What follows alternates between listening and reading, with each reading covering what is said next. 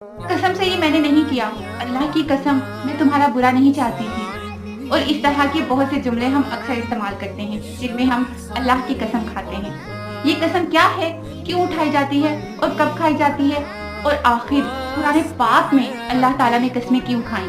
इन तमाम सवालात के जवाब इंशाल्लाह हम आज की वीडियो में ढूंढने की कोशिश करेंगे। और एक छोटी सी रिक्वेस्ट, अगर वीडियो में कोई भी बात अच्छी लगी हो तो फौरन अपने पास बैठे लोगों से, फ्रेंड्स एंड फैमिली से, अपने सर्कल में उस बात को जरूर शेयर करें, क्योंकि हमें नहीं पता हमारी कौन सी बात कब किसी के दिल में उतर जाए, उसके लिए हिदायत का जरिया बन जाए और हमारे लिए सदका जारिया बन जाए। कसम का मतलब होता है गवाही या शहादत।